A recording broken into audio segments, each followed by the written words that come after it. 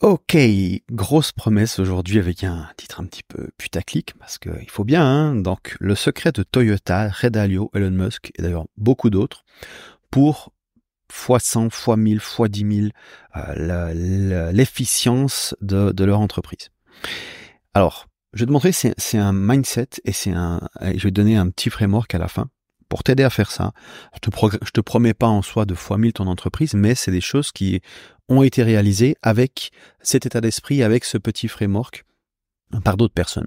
Et donc le truc, c'est que quand tu as ton entreprise, et je vois beaucoup de monde, et c'est une phase normale, je dirais, on est très stressé, et on dit que les journées n'ont que 24 heures, on a toujours ce sentiment d'être à la traîne, tu sais, on voit d'autres personnes qui avancent à une vitesse, c'est incroyable, tu dis, mais c'est des machines, jamais je serais capable de faire ça, et on a tendance à comparer l'effort qu'on doit mettre pour obtenir un résultat, et donc l'autre doit mettre 10, 20, 100, 200 fois plus d'efforts s'il veut obtenir plus de résultats, ce qui n'est pas le cas, évidemment, parce qu'ils sont des leviers. Donc je vais te montrer comment créer un levier. Vraiment, c'est juste une habitude, une simple habitude à mettre en place. C'est très très simple, mais il y a quasiment personne qui le fait. Parce que, je sais pas, les gens trouvent pas ça important ou n'ont simplement pas conscience ou pas la discipline. Mais je te promets une chose, c'est que si tu as la discipline de le faire quotidiennement, moi c'est l'habitude, c'est la meilleure habitude que j'ai prise de toute ma vie. C'est l'habitude qui me permet de dégager énormément de temps. Et voilà, donc basiquement travailler moins, gagner plus, gagner en certitude aussi, d'accord, parce que monde incertain, anxiété, blablabla, enfin tu connais le truc. Donc comment stabiliser tout ça? Ça va te permettre de créer de la récurrence dans ton business, de la sérénité et d'accélérer tout le merdier, d'accord? Donc basiquement pour moi, c'est le cœur du cœur. Si je devais garder qu'une seule habitude, si je reprenais de zéro, qu'un seul process, ce serait celui-là. Alors peut-être déjà pour la petite anecdote, je vais te parler du cordon de Handon. Alors c'est de Toyota, je sais pas comment tu prononces, Handon, c'est japonais. Et donc l'idée elle est très simple. C'est que donc tu as la logistique qui tourne, hein, la chaîne de production qui tourne, et dès qu'il y a un problème, il y a un cordon. Et n'importe quel employé peut tirer sur ce cordon et ça arrête toute la production. Donc tu laisses imaginer les coûts que ça implique pour Toyota, donc c'est difficile à chiffrer, moi-même je saurais pas te dire, mais ça coûte relativement cher si tu arrêtes la production 3, 4, 5, 6 fois par jour, donc ça a un coût énorme. Pourtant Toyota a vraiment voulu promouvoir cette pratique et c'est une des grandes raisons pour laquelle Toyota est devenue aussi efficiente que ça, parce que le but c'est que dès qu'il y avait un problème dans le système, peu importe où, bam, il tirait sur la corde, on arrêtait tout et on mettait les cerveaux pour résoudre le problème, pour éliminer l'inefficience, l'erreur et améliorer donc le système. Et ensuite, on relançait la logistique, ainsi de suite. Alors au début, le cordon était très souvent tiré, mais au fur et à mesure, le cordon était tiré plus que quelques fois par semaine, puis par mois. Et donc du coup, on a un système qui devient relativement efficace. Et donc c'est vraiment cette pratique-là qui consiste à interrompre ton travail quand c'est nécessaire. Et c'est un peu contre-intuitif, même totalement, parce qu'on dit il faut être focus, faire ton truc, genre tu planifies 1 heure et tu sors pas de ce focus-là, etc. Mais donc du coup, moi là, ce que je te conseille de faire, c'est que si tu vois un gros problème dans ton processus, tu tires la corde, tu t'arrêtes. Donc je vais te donner un petit framework après pour faire ça. Et donc du coup, je te garantis que si tu le fais avec rigueur tous les jours, même plusieurs fois par jour, au début, tu vas avoir des semaines, tu auras l'impression de ne pas avoir fait grand-chose. Mais très rapidement, tu vas avoir ta semaine qui va se stabiliser, s'accélérer. Donc vraiment, c'est sur le moyen terme, même court terme déjà, tu verras au bout de 3, 4, 5, 6 semaines, une différence qui est considérable. Donc, on parle bien d'amélioration continue. Hein, donc Kaizen, si tu veux chercher, tu as besoin de références. Voilà. Donc derrière ça, pour comprendre, avant de donner ce framework, pour comprendre comment ça fonctionne, il faut adopter un nouveau mindset, qui est le mindset que Ray Dalio appelle la pensée en machine. Donner un petit exemple tout simple. Imagine un menuisier qui fabrique des portes. Donc il le fait à la main. D'accord? Donc il peut produire peut-être une porte par jour. Je sais pas, hein, j'en ai aucune idée en menuiserie. Et il y a le voisin à côté qui est aussi menuisier qui dit, moi je vais fabriquer une machine pour qu'il fabrique des portes. Et donc du coup, il va passer plusieurs mois à fabriquer cette machine. Et pendant ce temps, il va pas produire grand-chose, alors que le voisin à côté, il produit des portes. Il est pas très productif. Et un beau matin, sa machine commence à bien fonctionner et il produit 5, 6 portes par jour, 10 portes par jour, 20 portes par jour, et l'autre est toujours à une porte par jour. Donc l'autre est toujours en train à la main à essayer de créer des portes. Voilà. Donc alors que l'autre a une machine et basiquement son boulot c'est plus de fabriquer la porte, mais c'est de s'assurer de concevoir la machine, d'améliorer la machine. Et quand tu es entrepreneur, c'est vraiment cet état d'esprit. Je veux dire, ce qui différencie un freelance d'un entrepreneur, c'est basiquement cette pensée en machine. Parce que le freelance, lui, il vend son temps et il dit, ben voilà, si je veux gagner tant, je dois travailler tant. Et il y a ce rôle, cette étiquette qu'on se met, mais à aucun moment, le freelance qui ne sort pas de cette condition de freelance, c'est qu'à aucun moment, il va faire l'exercice que je suis en train de t'expliquer. C'est-à-dire prendre du recul et dire, ok, comment je peux optimiser ça? Comment je peux créer un système? Comment je peux automatiser? Comment je peux simplifier? Comment je peux déléguer? On va voir ça tout à l'heure. D'accord? Et pour ça, donc, je vais te citer Ray Dalio qui nous dit, faites la distinction entre vous en tant que concepteur de votre machine et vous en tant qu'ouvrier de votre machine. La plus grande erreur que la plupart des gens font est de ne pas se voir de cette manière. C'est-à-dire que le freelance, lui, c'est l'ouvrier qui exécute le système, alors que l'entrepreneur, c'est le designer, c'est celui qui conçoit le système. Et au début, tu as les deux casquettes. C'est important de différencier les deux. Tu vois, quand tu es en train d'exécuter le processus, tu es l'ouvrier, mais tout d'un coup, tu vois qu'il y a un bug dans le process, donc tu prends du recul. Et à ce moment-là, tu mets la casquette du designer, la casquette de l'ingénieur, et tu mets à jour ton système. D'accord? Ce qui sous-entend commencer, si tu n'as pas encore de système, par mettre en place une première procédure. Alors je sais, les procédures, on dit que c'est chiant. Je connais pas de meilleur outil pour travailler moins et gagner plus. Je connais pas de meilleur outil. Donc si tu n'as pas de process, tu n'as pas de business.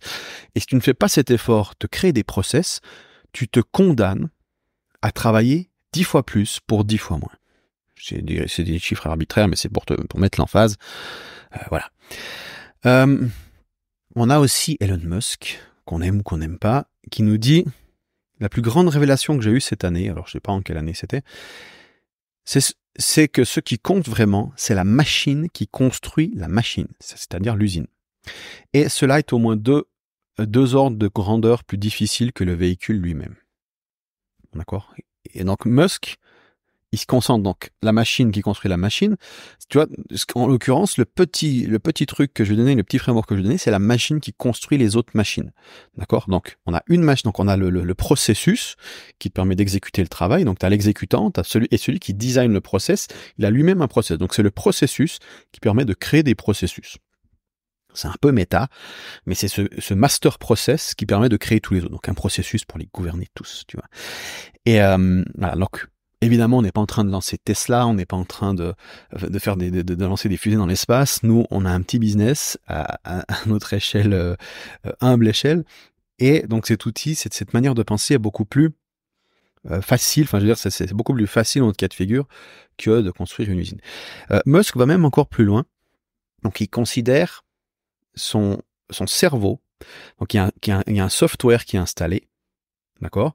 Et ce cerveau, eh bien, c'est la machine qui fabrique la machine qui fabrique la machine. Donc, sa priorité, c'est de mettre à jour son cerveau. D'accord? Donc, c'est important, on va voir ça tout à l'heure pour cette petite logique. Voilà. Donc, l'objectif, une fois que tu installes une première version de ta machine, ta priorité, c'est-à-dire ce qui te stresse, c'est plus la charge de travail, c'est plus les choses que tu dois faire au quotidien, ça va être la disruption dans le système. Donc, quand il y a un truc qui se passe pas comme ça devrait, genre, je fais tel contenu, je devrais avoir tant d'inscriptions, et tout d'un coup, tu te rends compte que tes inscriptions, elles baissent, ou elles montent pas comme tu voudrais. D'accord? Ok, là, il y a un bug, là, il y a un problème. Et donc, mon objectif, donc, c'est de prendre du recul, c'est de tirer sur le cordon, et de voir pourquoi j'ai pas obtenu le résultat que je voulais, pourquoi il y a une disruption, pourquoi il y a un bug dans la machine, et de résoudre ce bug. D'accord? Donc, c'est vraiment ça, ton boulot, le gros asset, le gros actif de ton business, c'est quoi? C'est cette machine que tu mets en place. Parce que plus cette machine, elle est rodée, elle fonctionne et elle est simple, plus tu peux en déléguer des parties, en automatiser des parties, et donc te retirer et voir ton système travailler pour toi. D'accord? Parce que c'est plus intéressant d'avoir une machine qui fabrique des portes que de fabriquer des portes à la main. Alors évidemment, installer une machine a un coût, ça prend plus de temps au début, et c'est, je pense, aussi beaucoup pour ça que la plupart des gens sont pas prêts à faire cet exercice, sont pas prêts à faire cet effort. Mais rappelle-toi, donc tu as le cordon de Andon de Toyota, au début, il tire sur le cordon, ça coûte à la société parce qu'il faut arrêter la production, d'accord? Donc il y a des retards, il y a des coûts considérables, je pense que ça chiffre en dizaines de millions. Et nous, alors, on a une petite entreprise, donc ça va pas te coûter autant, mais ça te coûte en termes de temps, de mettre en place ces systèmes, de réfléchir, tu vois, de prendre un moment et dire, voilà, au lieu de faire ce boulot, bah, je m'arrête et je mets en place une procédure. La plupart des gens ne font pas ça parce qu'ils sont la tête dans le guidon, parce qu'ils ont trop de boulot, parce qu'ils sont complètement noyés, et ils disent, ok, j'ai pas le temps maintenant, il faut que je finisse ce truc. Et ils voient juste donc ils sont stressés par la charge de travail en elle-même, mais cette charge de travail, elle va jamais diminuer avec cet état d'esprit-là. C'est assez facile à voir. Bah là, si tu continues d'éteindre les incendies que tu allumes toi-même, tu vois. Donc du coup, c'est pas un pompier très efficace. Le pompier efficace, il dit, ok, on éteint un petit peu les incendies parce qu'il y a des trucs urgents, évidemment, mais on prend un peu de temps pour dire, ok, attends, là, c'est ce truc qui cause l'incendie, donc on va commencer par fermer ce machin, et ensuite on pourra définitivement se détendre. Voilà. Donc, framework, comme promis, il y a 3 étapes. C'est tout d'abord, on identifie le symptôme, d'accord, c'est-à-dire le bug. Par exemple, je sais pas si tu as pour objectif de perdre du poids et que tu as envie de manger du sucre et que tu te retrouves à te bouffer une plaque de chocolat. Là, il y a un symptôme, c'est symptomatique d'un problème. Tu avais pour objectif d'avoir une certaine diète, mais tu te retrouves à mal manger. Bug dans le système, d'accord. Ça peut être donc un résultat ou un comportement. Donc, par exemple, le résultat, ça pourrait être, j'ai suivi ma diète, mais je prends quand même du poids. Ok, donc on a un problème de résultat, on diagnostique. Ça, c'est la deuxième étape, on en parle tout de suite.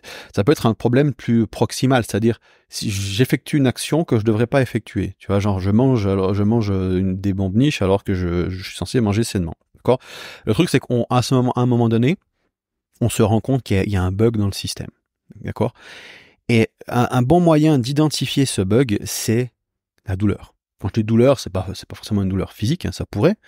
D'ailleurs, la douleur physique, elle nous arrête immédiatement. Notre corps, il a ce système ancré en lui, c'est que dès que tu sens une douleur, tu poses ta main sur une plaque de cuisson chaude, ça fait mal, tu vas la retirer tout de suite, d'accord. C'est le corps a un système d'arrêt, d'urgence.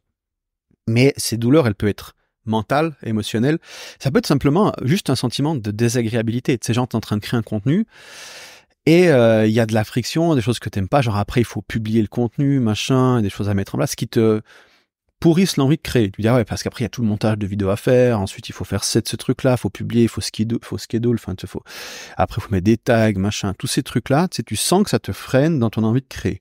D'accord? Donc ça c'est une forme de douleur, c'est une frustration. Donc, ça pourrait aussi être, je sais pas, tu ressens de l'anxiété. Tu sais pas pourquoi, tu sais pas d'où ça vient, mais t'es anxieux. Moi c'est un problème que je vis en ce moment et que je travaille dessus. Donc dès que je ressens de l'anxiété, je tire le cordon, je m'arrête, je ferme les yeux et j'introspecte.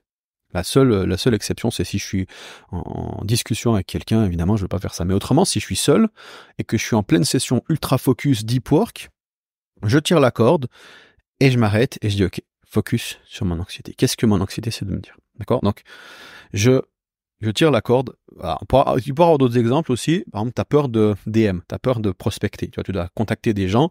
Ça te stresse, tu y arrives pas. Donc, au lieu d'essayer de forcer, ou tu te dis, ok, je vais procrastiner, je vais faire autre chose, d'accord, je sais que je dois faire ça, mais je fais autre chose. Tu tires sur le cordon. Pourquoi est-ce que je fais pas ce qui est nécessaire? Ça, c'est très important. Tu vois, je veux dire, souvent, ce qui se passe, c'est que, je suis un entrepreneur, c'est qu'il dit, ok, basiquement, j'ai besoin d'une offre et de clients à qui vendre cette offre. Au tout début, quand tu lances ton business, c'est pas des trucs plus complexes, mais si je prends un truc simple, c'est ça. Ça, tout le monde peut se voir là-dedans. Et donc, ce qui fait peur, souvent, c'est d'aller chercher les clients. C'est-à-dire, voilà ce que j'ai à vous vendre. Et forcément, c'est intimidant, surtout au début. Et donc, qu'est-ce qu'on va faire? On va procrastiner, on va être perfectionniste. On va dire, ok, je vais d'abord me préparer, je vais d'abord apprendre ça, je vais d'abord faire ça, je vais bien m'organiser, je vais faire les cartes de visite, je vais faire un beau site web parce que je vais envie d'être professionnel. D'accord, je vais mettre mes références dessus, etc.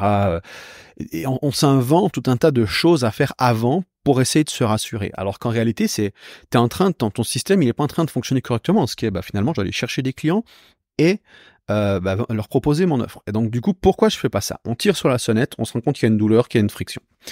Ça peut aussi être, comme je disais avant, la procrastination, création de contenu. Bref, dès que tu vois qu'il y a une disruption dans le système, que le truc ne fonctionne pas comme il devrait, bam, sonnette d'alarme, on arrête tout le merdier parce que sinon on va se disperser, sinon on va faire des choses qui sont pas utiles, sinon on va se fatiguer, on va se péter la santé, etc. Peu importe. Tire sur la sonnette. Donc ça, c'est la première partie. Donc ça, c'est le problème. On identifie un problème douloureux.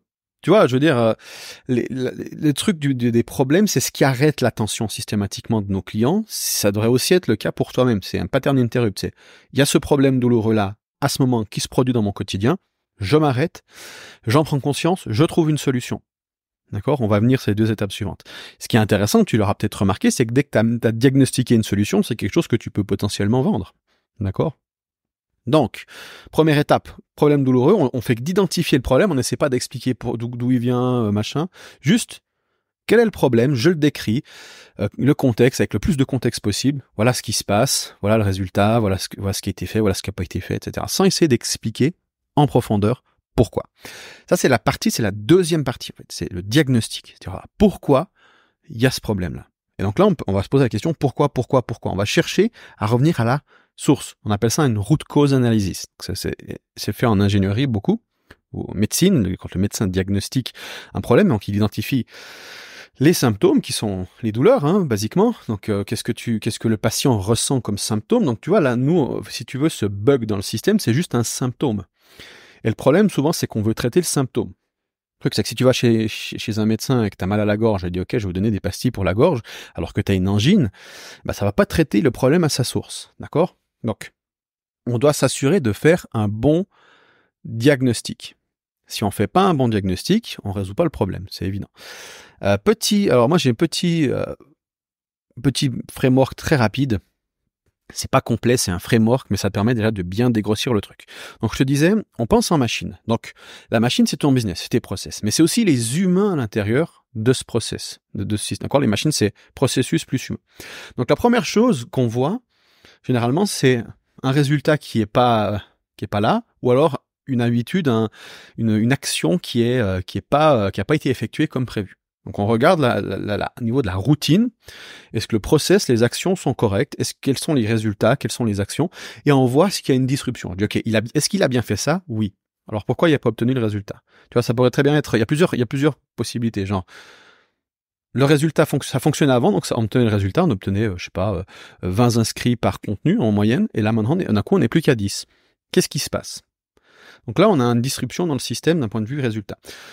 Est-ce que les actions ont correctement été effectuées? Ah non, bah tiens, là on voit qu'il y a 2 fois moins de contenus qui ont été publiés, ou que le contenu, là, le template a plus été utilisé, ou que machin. Donc du coup, OK, si on remet en place le process, est-ce qu'on obtient de nouveau le résultat?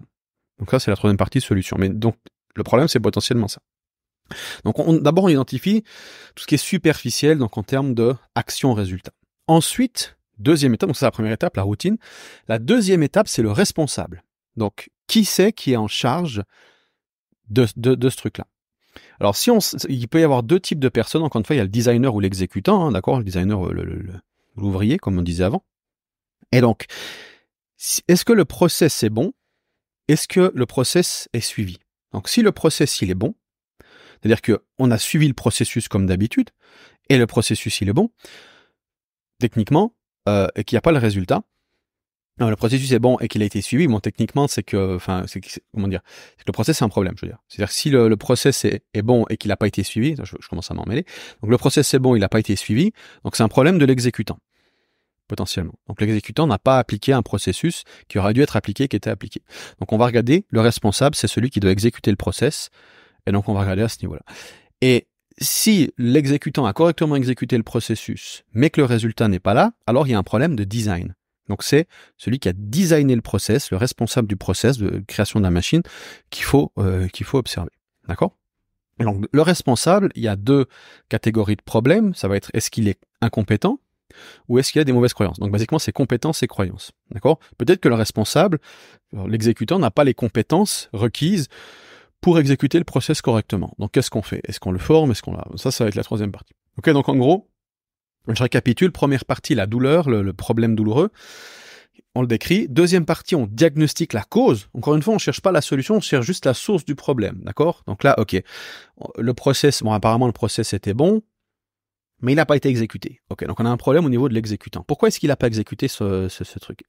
On se rend compte peut-être que l'exécutant, il a peur de contacter les gens, ou cet exécutant, il a simplement manqué de discipline, ou cet exécutant, il sait pas le faire, tu vois, donc il manque les compétences. Il a bien voulu le faire, c'est pas un problème d'attitude, c'est un problème de savoir-faire. Donc on identifie ça. Ensuite, on va sur la troisième partie, c'est la solution.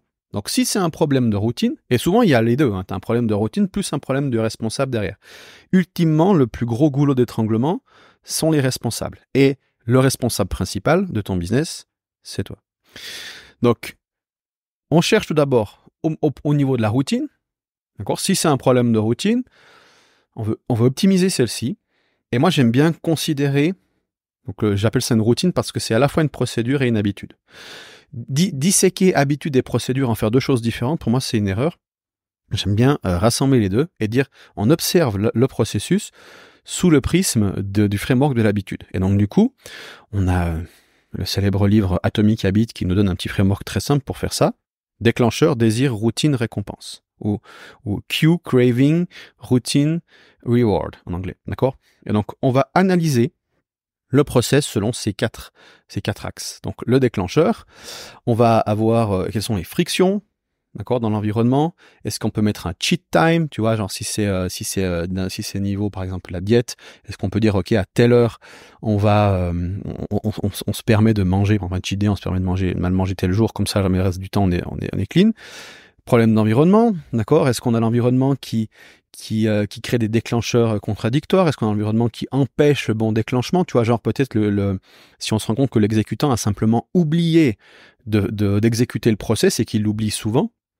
Ok, donc on a un problème de déclencheur. Il faut pouvoir mettre de manière plus visible le déclencheur, le process pour que la personne arrête d'oublier. D'accord? Ça peut simplement être ça, en fait. Dès qu'on a compris la cause, on dit ok, on a un problème de déclencheur. Ensuite, ça peut être un problème de désir. Ça veut dire que tu vas avoir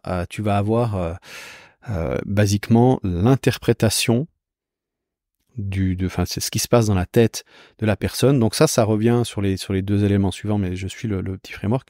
Basiquement, on va avoir peut-être un problème de croyance, d'accord? Peut-être qu'il va être encore une fois, il aura pas envie, il y aura de l'ennui, d'accord? Donc qu'est-ce qu'on peut mettre en place pour s'assurer de conditionner le bon désir? Donc il y a différentes méthodes, je vais pas trop rentrer en détail là-dedans, de faire du reframing avec la thérapie cognitive, moduler le désir.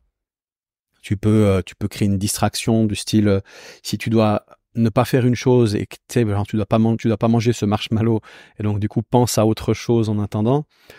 Du mindfulness, d'accord? Donc là on n'est plus sur de l'habitude, mais c'est lié. Parce que je veux dire, si toi-même tu fais pas ton process, c'est peut-être qu'il y a des raisons, tu vois, qui sont plus émotionnelles. Donc mindfulness, où tu peux mettre de la musique pour altérer ton humeur, etc. Donc si c'est pas un problème de désir, c'est peut-être un problème de routine. Donc là, qu'est-ce qu'on peut faire? On pourrait remplacer la routine par une autre routine. D'accord? Peut-être c'est une habitude qu'on veut changer. On pourrait la supprimer. Est-ce qu'elle est vraiment utile? D'accord? On pourrait la simplifier, la systématiser, la corriger, l'accélérer, l'automatiser, la déléguer. On pourrait aussi stacker, par exemple, dire si je dois marcher mais que j'ai pas envie de marcher, que chaque fois j'oublie, enfin je procrastine ça. Est-ce que je pourrais pas écouter de la musique en marchant? Ou est-ce que je pourrais pas faire autre chose en marchant, écouter un podcast, ce qui fait que quand tu stacks plusieurs habitudes ensemble, ça donne plus envie d'exécuter. Donc voilà, routine, dernière partie, je veux dire, récompense. Donc là, tu peux utiliser basiquement la pyramide de Maslow pour voir comment créer des récompenses, qu'est-ce qu'il va recevoir.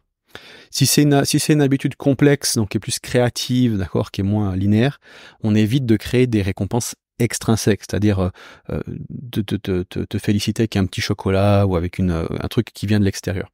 On veut de la récompense intrinsèque, c'est-à-dire on veut du sens, on veut de la maîtrise et de l'autonomie. C'est-à-dire qu'on veut pratiquer l'habitude pour le plaisir de l'habitude.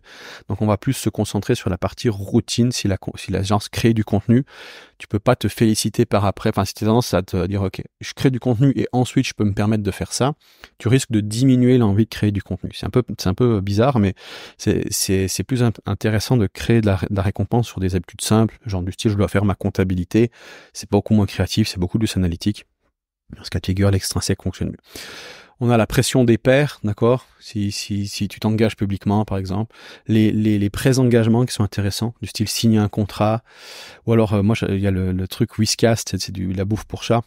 Tu dis si je fais pas ces trucs-là, je mange de la bouffe pour chat et tu me filmes et tu me publies sur YouTube. Donc ça marche assez bien en pratique. Quand on s'engage, tu fais un petit contrat avec ça. Ou alors tu donnes de l'argent à un pote. Et si tu fais pas le truc, il garde les thunes, ou alors il investit ça dans une œuvre de charité que tu détestes. Ou alors la honte publique éventuellement, bref. Ensuite, il y a différentes manières. Je vais pas toutes les citer. Là, l'important, c'est vraiment ok. Routine, problème de process, on optimise le process, pourquoi l'habitude elle tient pas, pourquoi le process ne fonctionne pas correctement. Et donc du coup, tu peux appliquer des frameworks de création d'habitudes, voilà, basiquement.